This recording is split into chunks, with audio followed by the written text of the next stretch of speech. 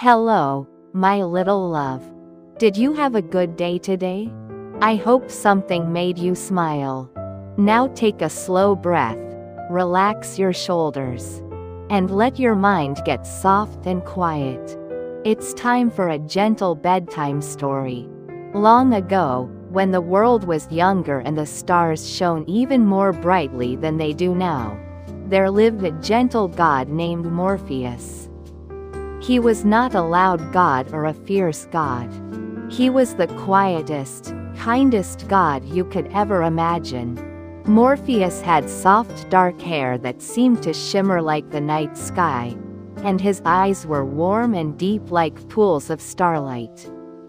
He wore robes that moved like mist, changing color from silver to pale blue to the softest purple, like the sky just before the sun rises. Morpheus lived in a special place that most people could never see when they were awake. It was called the Land of Dreams, and it existed somewhere beyond the edge of sleep, in a valley.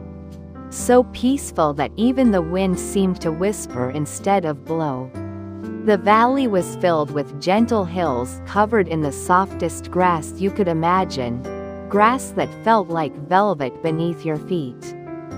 There were rivers there that flowed with water so clear and calm it looked like liquid moonlight, and when the water moved over the smooth stones, it made the most soothing music, like a lullaby sung by the earth itself. All around the Land of Dreams grew trees unlike any trees in the waking world. These were poplar trees, tall and graceful, with leaves that rustled so gently they sounded like whispers of kindness. Their branches swayed slowly back and forth, and beneath them grew millions of tiny flowers. These flowers were very special. They were poppies, and they came in every soft color you could dream of. There were poppies the color of sunset peach, poppies the color of twilight lavender, poppies the color of morning cream, and poppies the color of midnight blue. When the gentle breeze moved through the valley, all the poppies would sway together, making the hills look like they were breathing slowly in and out, like someone sleeping peacefully. Morpheus had a very important job. Every single night, when children and grown-ups and even animals closed their eyes to sleep, Morpheus would visit them. He would bring them dreams. But Morpheus did not bring just any dreams. He listened very carefully to each person's heart. He noticed what made them happy, what they wondered about, what they hoped for, and what would bring them peace. Then, with the gentlest touch, he would weave a dream just for them. A dream made of starlight and wishes and soft, glowing hope. Morpheus had a helper in his work. His father was Hypnos, the god of sleep itself. Hypnos was just as gentle as Morpheus, with a voice so soft and soothing that anyone who heard it would immediately feel their eyes growing heavy and their breathing becoming slow and peaceful. Hypnos lived in a cave at the far end of the valley, a cave that was always dim and cool and perfectly comfortable. The entrance was covered with curtains made of the finest mist, and inside, everything was quiet and still.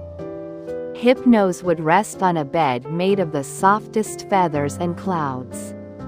And from there, he would send out gentle waves of sleepiness to the whole world, helping everyone drift off into peaceful rest. But Morpheus was the one who made sleep special. He was the one who filled sleep with stories and adventures and beautiful visions. He had 3 brothers who helped him with his work. One brother could shape-shift into any animal, so he would appear in dreams as gentle deer, wise owls, playful dolphins, or soft rabbits. Another brother could become any person, so he would appear in dreams as kind teachers, loving grandparents, or friendly companions.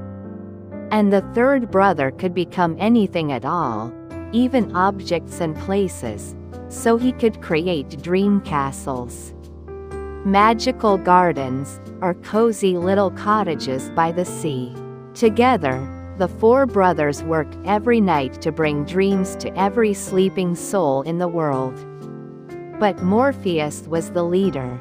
He was the most creative, the most thoughtful, and the most gentle. He knew exactly what each person needed to see in their sleep. One evening, as the sun was setting in the waking world and painting the sky with streaks of pink and gold, Morpheus stood at the top of one of the gentle hills in the land of dreams. He looked out over his valley and took a slow, peaceful breath. The poppy flowers swayed around his feet, and the rivers sang their soft lullaby. He knew that soon, all over the world, children would be getting ready for bed. They would be brushing their teeth, putting on their pajamas, and snuggling under their blankets. And when they closed their eyes, he would be there, waiting to guide them into the world of sleep. Morpheus thought about all the children he would visit that night. There was a little girl who loved horses and meadows, so he would bring her dreams of riding gently through fields of wildflowers under a warm sun. There was a boy who loved the ocean, so Morpheus would show him underwater gardens filled with friendly fish and swaying seaweed that glowed with soft light. There was a baby who needed comfort, so Morpheus would wrap the baby's dream in warmth and gentle rocking, like being held in loving arms. As the last light faded from the sky, Morpheus began his journey. He moved through the air like a whisper, invisible to those who were awake, but always present to those who slept. He traveled on wings made of shadow and starlight, so quiet that not even the leaves on the trees noticed him passing by. He came first to a small cottage where a young child lay in bed, eyes closed but mind still restless. The child had been worried about something during the day, and that worry was keeping sleep from coming easily. Morpheus could see the child's thoughts, swirling like leaves in the wind, unsettled and anxious. Very gently, Morpheus placed his hand above the child's forehead, never touching, just hovering close, and he breathed out the softest breath of peace. The breath smelled like lavender and warm honey, and it drifted down like invisible snow, settling over the child's mind. The worried thoughts began to slow down. They became softer, and then Morpheus wove a dream.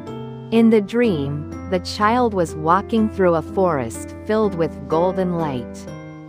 The trees were tall and kind, and their branches formed a canopy overhead that let through just enough sunshine to make everything glow. The child could hear birds singing softly, and up ahead, there was a clearing. In the clearing stood a wise old owl, perched on a low branch, looking at the child with eyes full of kindness. The owl spoke in a voice that was gentle and warm. It told the child that worries are like clouds in the sky. They come, and they seem big, but they always pass. The sky is always there, calm and endless, behind every cloud. The child listened, and in the dream, the child felt lighter. The worry began to fade, like mist in the morning sun. The owl smiled and flapped its wings slowly, and the child felt safe, so deeply safe. Morpheus stayed with the child until the dream settled into a peaceful rhythm, and then he moved on. He visited a house where a brother and sister shared a room.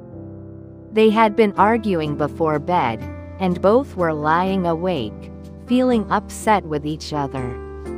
Morpheus saw their sadness, and he wove a dream for both of them at the same time.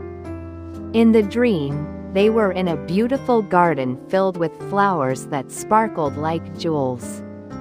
They saw each other across the garden, and without words, they understood that they missed each other, even though they had argued. They walked toward each other through the flowers, and when they met in the middle, they hugged, and all the hurt feelings melted away. The garden around them seemed to glow even brighter, and they laughed together, holding hands, running through the soft grass. When morning came, they would wake up feeling closer, feeling kinder, even if they did not fully remember the dream. Morpheus continued through the night, visiting home after home, child after child. He brought dreams of flying through clouds soft as cotton. He brought dreams of meeting friendly dragons who gave warm rides across rainbow skies. He brought dreams of discovering hidden treasure chests filled with glowing stones and sweet-smelling flowers.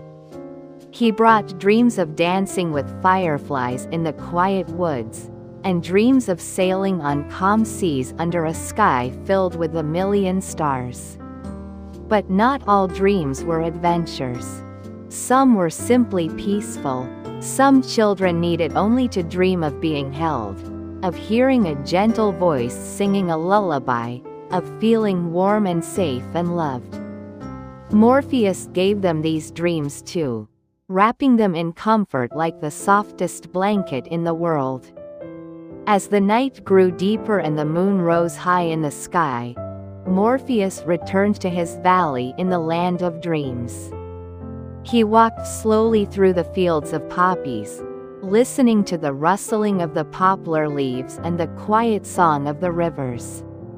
He felt peaceful, knowing that all across the world, children were sleeping soundly, their minds filled with gentle visions. He sat down on a hill beneath one of the tall trees and looked up at the stars. The stars in the land of dreams were different from the stars in the waking world. They seemed closer, brighter, and they pulsed softly like heartbeats, glowing with a light that felt alive and warm. Morpheus thought about the nature of dreams. He knew that dreams were not just pictures in the mind. They were messages from the heart. They were ways for people to understand their feelings, to work through their worries, to imagine new possibilities, to remember what mattered most. Dreams were a gift, and Morpheus was honored to be the one who gave them. Sometimes, people in the waking world would wonder why they dreamed what they dreamed. They might wake up and say, "What a strange dream that was." But Morpheus knew that every dream had meaning, even if it seemed strange. Every dream was his way of speaking to the sleeper's soul, of helping them feel something important, learn something new, or simply rest in beauty and peace. As Morpheus rested under the tree, his father Hypnos came walking slowly through the field. Hypnos smiled at his son, and his smile was like the feeling of sinking into a warm bath after a long day. He sat down beside Morpheus, and for a while, they did not speak. They simply sat together, listening to the night, watching the stars, feeling the soft wind move through the valley. Finally, Hypnos spoke. His voice was like the sound of distant ocean waves, rhythmic and calming. He said, "You do good work, my son. Every night, you bring peace to so many hearts." Morpheus smiled. "I only give them what they already carry inside," he said. "Everyone has dreams within them. I just help those dreams come to the surface, where they can be felt and seen." Hypnos nodded slowly. "That is wisdom," he said. "And that is kindness." They sat together a while longer, and then Hypnos rose and returned to his cave, where he would continue to send out gentle waves of sleepiness to the world, making sure that everyone who needed rest could find it. Morpheus remained on the hill. He thought about a question that mortals often asked. They wondered where dreams came from. They wondered if dreams were real. And Morpheus wished he could tell them directly, but he could only speak through dreams, never through waking words. If he could speak to them, he would say these dreams are as real as anything else, because they are felt. They move the heart. They teach the mind. They bring comfort to the spirit. A dream of flying may not happen in the waking world, but the feeling of freedom it gives is completely real. A dream of being loved may fade when you wake, but the warmth it leaves behind stays with you. Dreams are the language of the soul, and Morpheus was fluent in that language. He stood up and stretched, his robes flowing around him like water. There were still a few hours left before dawn, and there were still a few souls who needed his help. He lifted his arms, and his wings of shadow and starlight appeared. He rose into the air, moving silently through the space between the land of dreams and the waking world. He found an elderly man who could not sleep because he missed someone he had loved who was no longer with him. Morpheus came close and breathed a dream into the man's mind. In the dream, the man was walking through a garden he remembered from long ago, and there, sitting on a bench, was the person he missed. They smiled at each other, and they talked, and they laughed, and for those moments in the dream, they were together again. When the man woke, he would not feel sad. He would feel grateful, because the dream reminded him that love does not disappear. It changes shape, but it never ends. Morpheus visited a young woman who was nervous about something new beginning in her life. He gave her a dream of standing at the edge of a forest, looking at a path that led into the trees. The path was lined with lanterns that glowed softly, lighting the way. She took a step forward, and then another, and she realized that the path was not scary. It was beautiful. She kept walking, and with each step, she felt braver. When she woke, she would carry that bravery with her into the new day. He visited a little boy who had been sick and was finally starting to feel better. Morpheus gave him a dream of running through a meadow, feeling strong and healthy, laughing as butterflies flew around him. The dream was a promise that healing was coming, that his body was remembering how to be well.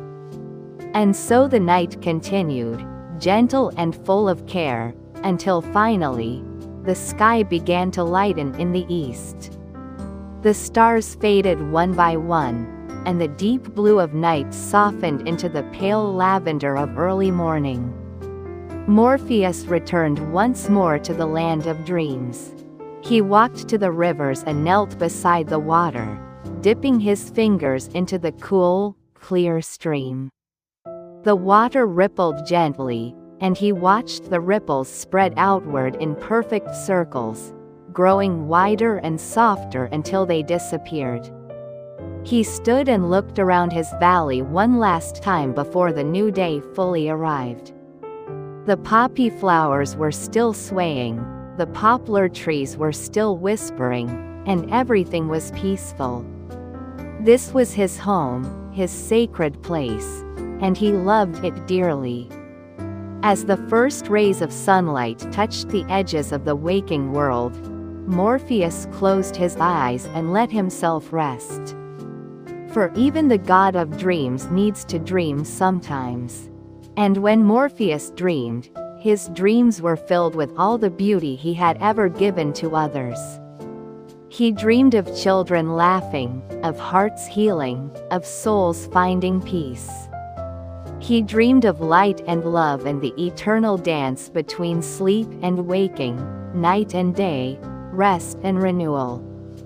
And so, in his quiet valley, Morpheus slept, knowing that when night returned, he would rise again.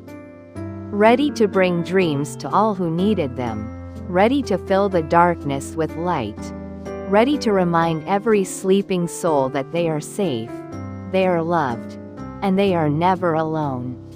You did well today, my little love. Now let your eyes grow heavy, and let the night wrap around you like a soft blanket. Sleep well, sweet dreams, and rest deeply.